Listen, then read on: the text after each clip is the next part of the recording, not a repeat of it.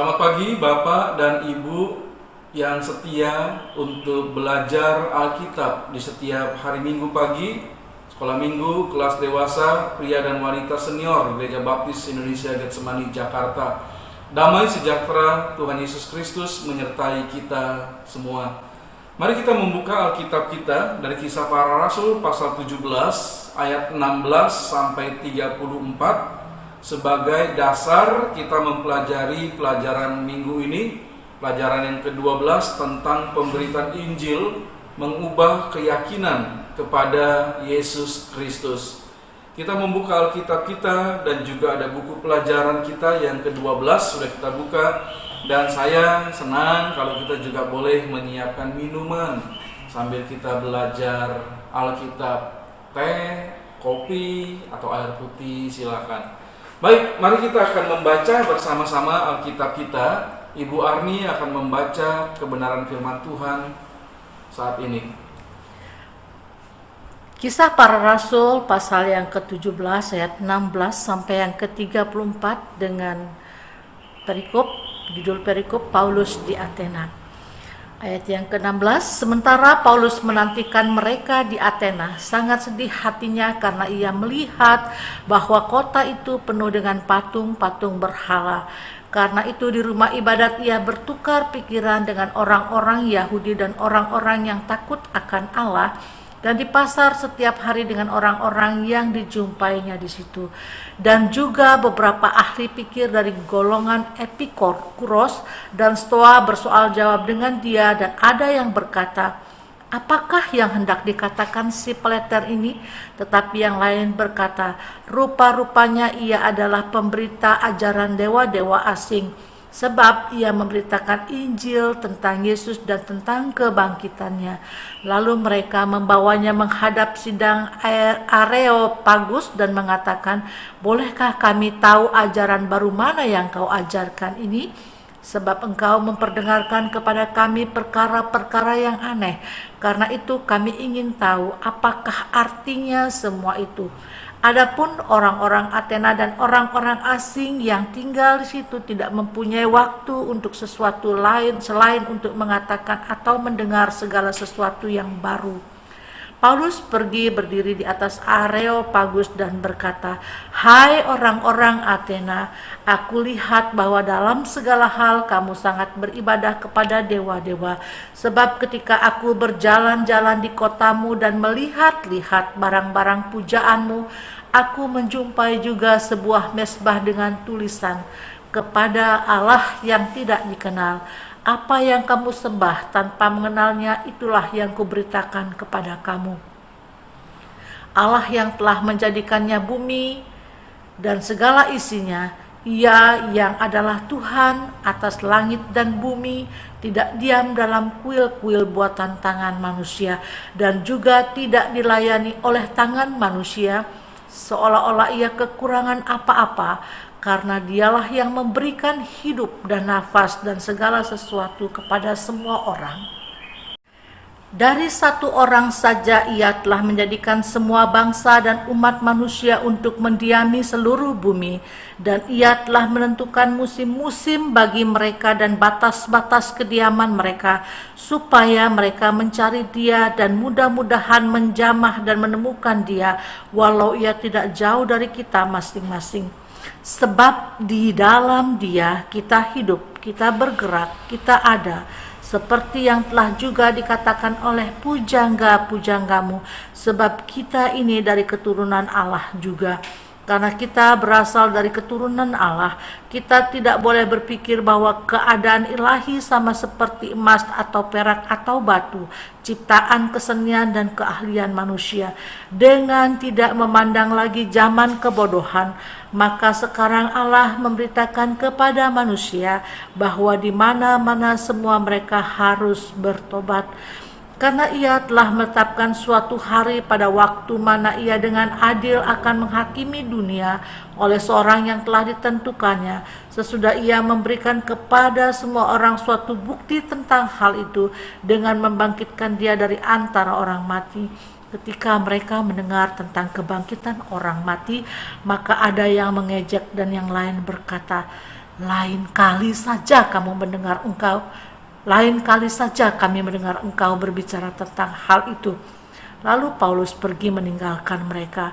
Tetapi beberapa orang laki-laki menggabungkan diri dengan dia dan menjadi percaya.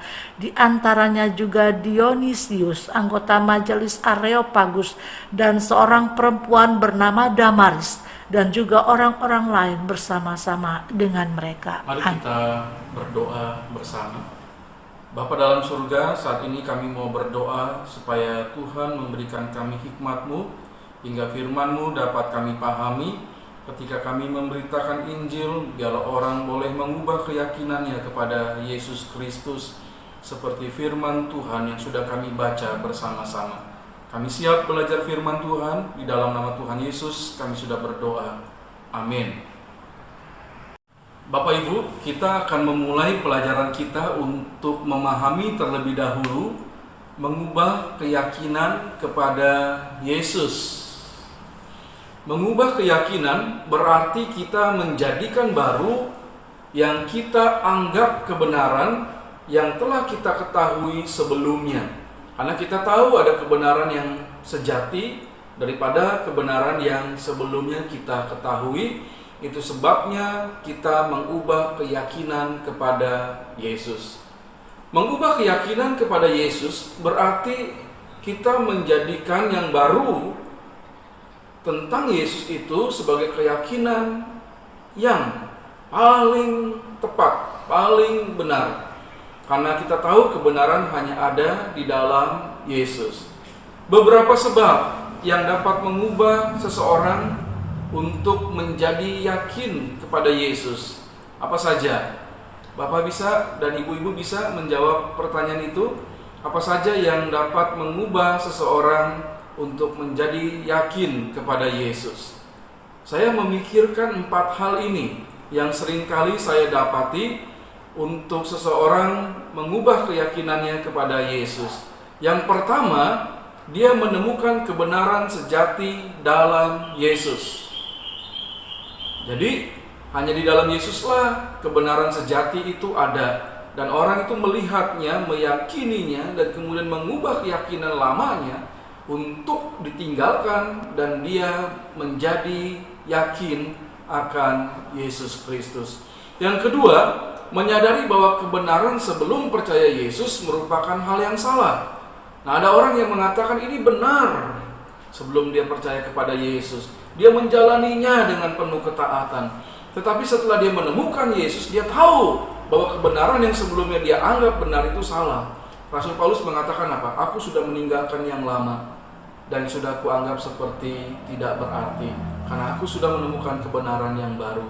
Yang lama sudah berlalu, yang baru telah tiba. Yang ketiga, orang bisa mengubah keyakinannya kepada Yesus karena dia bisa menemukan kepuasan rohani di dalam Yesus. Dia tadinya kering rohaninya. Dia hanya tahu kata-kata. Dia hanya tahu menurut orang-orang ini kebenaran. Tetapi ketika dia mengenal Yesus, dia belajar tentang Yesus dan menjadi percaya kepada Yesus, dia menemukan kepuasan rohani. Dia seperti mendapatkan air yang sejuk untuk memuaskan dahaganya, dan dia menemukan kepuasan rohani di dalam Yesus. Yang keempat, kuasa Roh Kudus memenuhi hatinya saat dia menerima kebenaran dalam Yesus. Dan hal inilah yang membawa dia untuk mengubah keyakinannya kepada Yesus. Bisa jadi bapak-bapak dan ibu-ibu punya pendapat yang lain tentang mengapa orang bisa mengubah keyakinannya kepada Yesus. Silakan menjawab, silakan memberitahu, dan kita berdiskusi bersama-sama tentang hal itu via telepon atau via WhatsApp atau mengirim pesan. Menjadi memiliki keyakinan kepada Yesus merupakan perubahan keyakinan yang tepat. Saya ingin kita belajar kebenaran yang pertama tentang merubah keyakinan kepada Yesus dari Kisah Para Rasul pasal 17 ayat 16 sampai 23. Kita diajarkan oleh firman Tuhan memberitakan Injil tanpa menjelekkan keyakinan orang lain. Sekarang ini kita seringkali melihat ada orang memberitakan ajaran agamanya, tetapi dia menjelekkan ajaran iman Kristen atau kepercayaan yang lain. Nah, kita tidak, sebagai orang-orang percaya kepada Yesus Kristus, ketika kita memberitakan Injil, dalam Kisah Para Rasul pasal yang ke-17 ayat 18, dikatakan bahwa kita memberitakan Injil tentang Yesus dan tentang kebangkitannya. Jadi itu yang menjadi pokok utama kita. Kita tidak menjelekkan agama orang lain, kita tidak menjelekkan apa yang mereka yakini, tetapi kita memberitakan Injil tentang Yesus dan kebangkitannya yang menunjukkan bahwa Dia adalah juru selamat manusia. Ajaran Alkitab sekarang ini memang banyak mendapatkan pemutarbalikan kebenarannya oleh orang-orang yang membenci kekristenan, atau mungkin mereka ingin mencari nama atau pengikut bagi mereka dan menjelekkan tentang ajaran Kristen atau Alkitab. Kita perlu mendoakan orang-orang yang melakukannya, karena sungguh mereka tidak mengerti sama sekali tentang firman Allah atau tentang Alkitab itu. Kita tidak menjelekkan keyakinan lain ketika kita mengajarkan Alkitab atau memberitakan Injil. Nah, Rasul Paulus ketika dia ada di Athena, dia memiliki kesedihan karena orang-orang Athena banyak yang tidak mengenal Yesus sebagai juru selamat dan tidak tahu tentang Allah, Bapa pencipta segala sesuatu, dan keselamatan yang ada di dalam Yesus Kristus. Di Athena itu, Rasul Paulus menemukan banyak sekali patung-patung yang dijadikan berhala atau ilah yang disembah oleh orang-orang Athena. Kisah Para Rasul 17 ayat 16. Maka kemudian Paulus bertukar pikiran dengan orang-orang itu, baik di rumah-rumah ibadat maupun di pasar. Kisah Para Rasul 17 ayat yang ke-17. Jadi jelas ya bahwa Paulus tidak frontal ketika dia menyatakan Injil, tetapi dia mengadakan dialog, ya, bertukar pikiran, berbicara satu dengan yang lain. Nah, Kisah Para Rasul pasal 17 ayat 18 sampai 23 menceritakan tentang cara Paulus yang juga menjadi contoh bagi kita ketika kita memberitakan Injil. Ingat, tanpa menjelekkan keyakinan orang lain. Kalau orang yang menjelekkan keyakinan orang lain, dia adalah orang yang tidak tahu etika. Mari kita melihat yang pertama. Paulus mendapatkan dirinya dihina sebagai peleter. Peleter itu adalah orang yang suka meleter atau membual, ya. Dia apa-apa, dia menerima hal itu, dia tidak balas dengan kekerasan, tapi justru dari hinaan itu dia masuk untuk memberitakan tentang Injil Yesus Kristus. Nah, kemudian Paulus menghadapi ahli pikir dari golongan Epikuros. Nah, Epikuros itu suatu mazhab filsafat yang didirikan Epikuros, seorang filsuf Yunani kuno, dengan beberapa ajarannya, antara lain memanjakan diri dalam semua kenikmatan indrawi, dan kemudian memandangnya sebagai kebahagiaan menjadi harta kehidupan yang utama. Jadi orang-orang ini mengejar kebahagiaan sebagai harta kehidupan yang utama dan menganggap Tuhan persis sama seperti mereka sendiri, suatu makhluk yang diam dan tidak mengerjakan apa-apa, tidak memikirkan apa-apa, dan juga tidak membedakan mana yang baik dan buruk. Mereka tidak mengetahui bahwa Allah menjadikan dunia ataupun mengaturnya dengan hikmatnya yang luar biasa, yang tidak pernah bisa dibandingkan dengan manusia yang sangat rendah. Itu kaum Epikuros mengajarkan hal-hal filsafat yang sama sekali tidak tepat, ya. Lalu kemudian yang ketiga, Paulus menghadapi ahli fikir dari golongan Stoa yang menganggap diri sama baiknya dengan Allah dan memanjakan diri dalam keangkuhan hidup sebagaimana kaum Epikuros dalam keinginan daging dan mata. Mereka menganggap bahwa orang-orang terpuji dari kalangan mereka tidaklah lebih rendah daripada Allah sendiri.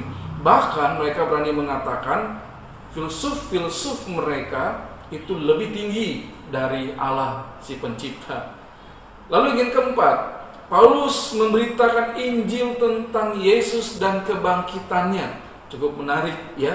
Jadi Paulus memakai kebenaran tentang Yesus dan kebangkitannya yang membuktikan bahwa Yesuslah juru selamat manusia kepada mereka.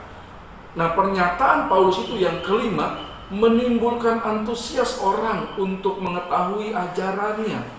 Jadi ketika kita memberitakan Injil, sesungguhnya kita sedang membangkitkan antusias orang untuk mendengar kebenaran Injil yang kita ketahui. Sebab itu memang kita perlu belajar Alkitab. Kita perlu memahami kebenaran-kebenaran tentang Yesus sebelum kita pergi untuk memberitakan Injil. Yang keenam, Paulus memulai pemberitaan Injilnya dengan kebenaran. Ada satu mezbah di situ yang orang-orang Athena sembah sebagai Allah yang tidak dikenal. Dan Paulus memakai itu sebagai batu loncatan untuk menceritakan tentang Allah yang tidak mereka kenal. Dan Paulus menceritakannya di dalam Yesus Kristus. Kita mendapatkan ajaran dari kisah tersebut ketika Rasul Paulus di Athena untuk memberitakan Injil. Bapak Ibu dan saya bisa saja dihina. Paulus dihina peleter atau orang yang suka membual. Kita mungkin dapat hinaan yang lain, tetapi kita tetap tenang karena kita sedang memberitakan keselamatan dalam Yesus Kristus kepada banyak orang. Kita perlu bisa terus berbicara untuk menyatakan kebenaran sehingga orang itu tertarik akan berita Injil. Dan setelah berita Injil disampaikan, memang kita ada sebuah tantangan atau ungkapan menanyakan apakah saudara, adik, kakak, mbak, ibu, bapak percaya kepada berita yang saya sampaikan tentang Yesus Kristus adalah juru selamat. Itu inti sampai pemberitaan Injil. Nah, orang yang mendapatkan berita Injil dari kita itu harus melihat bahwa kita sungguh-sungguh yakin terhadap berita yang kita beritakan dan bukan berdasarkan keyakinan orang yang baginya Injil disampaikan. Kita hanya lihat dari Alkitab untuk memberitakan Injil. Kita diskusikan bersama. Yang pertama, apakah yang perlu kita ketahui sebelum kita memberitakan Injil? Pasti ya, ada jawaban yang untuk pertanyaan itu kita sendiri perlu mengetahui tentang Injil itu apa. Kabar baik tentang Yesus Kristus sebagai Tuhan dan Juru Selamat bagi setiap manusia yang perlu mendapatkan pengampunan atau penebusan dosanya. Yang kedua, apakah kita sendiri meyakini Injil sebagai satu-satunya berita atau jalan keselamatan bagi manusia? Kita sendiri harus yakin akan hal itu. Kalau kita nggak yakin, kemudian kita memberitakan Injil, kita akan menjadi orang yang terlihat lemah dalam pemberitaan Injil tersebut. Yang ketiga, mengapakah kita tidak boleh memberitakan Injil berdasarkan keyakinan orang yang belum percaya kepada Yesus? Mungkin di orang itu dia punya ya cerita-cerita tentang yang dikatakan kata mereka dari Alkitab. Sesungguhnya hanya apa yang berita di dalam Alkitab itulah yang kita beritakan. Kita tidak memberitakannya berdasarkan apa yang dia yakini dari agamanya atau apapun yang dia miliki. Tapi dari Alkitablah sebagai dasar satu-satunya pemberitaan Injil. Kita melihat kebenaran yang kedua dari pelajaran kita tentang memberitakan Injil secara utuh dan meyakinkan. Kisah Para Rasul 17 ayat 24 sampai dengan ayat yang ke-28. Ayat-ayat itu memberitahu kepada kita, Bapak Ibu dan saya, bahwa memberitakan Injil secara utuh berarti memberitakan kebenaran-kebenaran Injil yang tidak pernah berubah, bahwa Tuhan menciptakan segala sesuatu dan memelihara semua ciptaannya, dan dia datang dalam diri Yesus Kristus yang adalah Tuhan dan Juru Selamat bagi semua manusia. Ketika dia mati di kayu salib, Allah yang menjadi manusia itu memberikan jalan keselamatan untuk semua orang menjadi selamat ketika percaya kepada Yesus Kristus. Nah, Kisah Para Rasul 17 ayat 24 sampai 28 mencatat kisah pemberitaan Injil oleh Rasul Paulus secara utuh dan meyakinkan. Yang pertama, Tuhan adalah pencipta segala sesuatu, langit dan bumi, dan tidak berdiam dalam kuil buatan tangan manusia. Jadi ingin memberitahu bahwa Tuhan itu jauh melebihi siapapun yang orang-orang belum tahu tentang siapa yang disembah oleh mereka. Tuhan jauh, tidak bisa dibandingkan dengan hal itu. Yang kedua, Tuhan tidak dilayani dengan tangan manusia seolah-olah dia kekurangan apa-apa. Karena kemudian Rasul Paulus mengatakan dialah yang memberikan hidup dan nafas serta segala sesuatu kepada semua orang. Jadi kalau kita orang-orang percaya melayani Tuhan, karena kita melihat Bapa sudah mengasihi kita dalam Kristus dan kita ingin membuktikan kasih kita kepada Bapa dengan cara memberikan pelayanan bagi Dia. Yang ketiga, semua manusia adalah ciptaan Tuhan dan Tuhan yang mengatur musim serta batas kediaman manusia. Jadi ingin memberitahu bahwa Tuhanlah yang berkuasa atas seluruh kehidupan manusia di bumi ini. Yang keempat, semua manusia mencari Tuhan. Dan Paulus berdoa berkata, mudah-mudahan menjamah dan menemukan Dia, walaupun sesungguhnya Dia tidak jauh dari kita masing-masing. Jadi ketika membaca ayat ini kita diberitahu sebenarnya Tuhan tuh ingin setiap manusia percaya kepada Dia, dan Tuhan tidak pernah jauh seperti perkiraan banyak orang. Tuhan dekat dengan setiap manusia, hanya banyak manusia belum mengetahui kebenaran itu. Jadi kita yang perlu memberitahu kepada banyak orang, Tuhan tuh dekat dengan kamu dan Tuhan ingin kamu percaya kepada Yesus Kristus. Itu yang perlu kita beritakan. Dan kemudian Rasul Paulus menjelaskan kebenaran sesungguhnya dari filsuf-filsuf orang-orang di Athena. Paulus menceritakan kebenaran-kebenaran yang sebenarnya. Nah, kita kemudian membaca dialog yang disampaikan Rasul Paulus tentang Tuhan secara utuh dengan penuh keyakinan. Kita diskusikan bersama. Yang pertama, apakah permulaan yang kita sampaikan saat pemberitaan Injil? Kita bisa menceritakan tentang siapakah Tuhan itu. Kita bisa menceritakan bahwa Tuhanlah yang menciptakan segala sesuatu. Kita bisa menceritakan bahwa Tuhan mengasihi dan Tuhan ingin kita selamat dari dosa kita melalui Kristus. Yang kedua, bila ada kebenaran yang tidak sesuai, apakah kita dapat menjelaskannya secara utuh dan meyakinkan? Ya mungkin aja orang menyatakan dia tahu, ini kebenaran loh yang saya tahu. Nah, kita yang sudah tahu kebenaran yang sejati perlu menjelaskan secara utuh dan kita meyakinkan diri kita sendiri dan orang itu, inilah kebenaran yang sejati. Pemberitaan Injil adalah berita tentang keselamatan dalam Yesus Kristus yang perlu dijelaskan secara utuh dan meyakinkan oleh setiap orang yang memberitakannya. Kebenaran yang ketiga dari pelajaran kita, pemberitaan Injil mengubah keyakinan kepada Yesus Kristus, diambil dari Kisah Para Rasul pasal 17 ayat 29 sampai 34, yaitu memberitakan Injil dengan peka terhadap kebutuhan seseorang. Kita melihat di Athena, Paulus mengetahui bahwa orang-orang Athena itu butuh tentang Tuhan, mengetahui siapakah yang harusnya mereka sembah. Paulus peka terhadap hal itu. Sebab itu ketika dia melihat sebuah mezbah dengan tulisan kepada Allah yang tidak dikenal dan mereka menyembah Allah yang tidak dikenal itu, Paulus peka bahwa orang-orang Athena butuh Tuhan. Itu sebabnya Rasul Paulus melakukan pemberitaan Injil. Kita harus peka terhadap keberadaan orang yang akan kita injili, dan kita bisa memberitakan Injil dengan mengetahui keberadaan orang tersebut. Nah, saudara yang dikasihi Tuhan, orang-orang Athena itu orang-orang yang kritis terhadap segala sesuatu yang baru. Tapi mereka tertarik akan hal itu dan bisa kemudian diarahkan untuk mempercayai Yesus yang telah bangkit dari kematian. Kisah Para Rasul 17 ayat 29 sampai 31. Nah, Paulus tahu akan hal itu. Ya, dia masuk ke sana dan dia memberitakan Injil. Dan pastilah orang-orang Athena yang kerjaannya itu hanya ingin tahu kebenaran sesuatu yang baru, dan Paulus memberitakan sesuatu yang baru tentang ada orang yang menjadi juru selamat, ya Tuhan yang menjadi manusia, mati dan dibangkitkan. Jadi mereka belum pernah mendengar berita ada yang bangkit dari kematian. Dan Paulus memakai hal itu untuk pemberitaan Injil.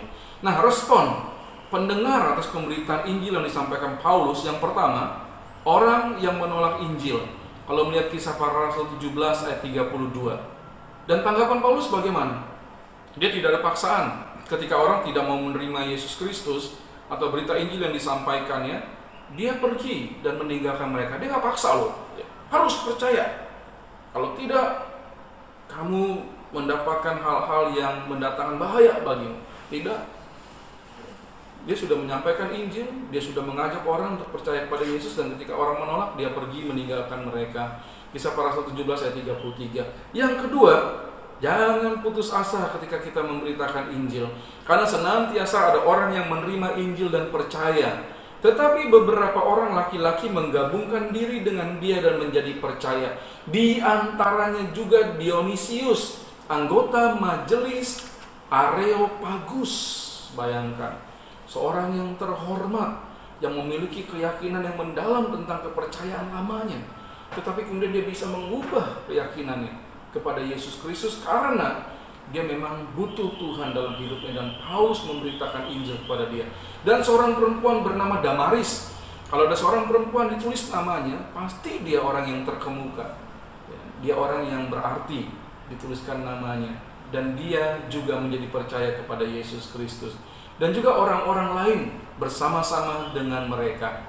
Kisah Para Rasul 17 ayat 34. Jadi kita perlu belajar dari pelajaran Alkitab ini, pekalah akan konteks dan kebutuhan orang di sekitar kita saat kita mau menginjili mereka.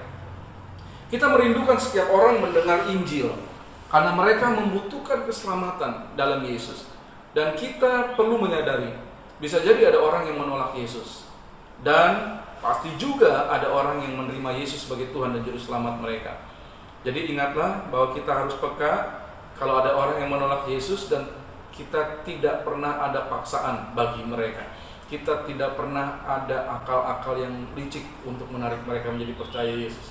Kita tidak pernah akan melakukan hal itu. Kita juga peka karena ada orang yang pasti menerima berita Injil Yesus Kristus.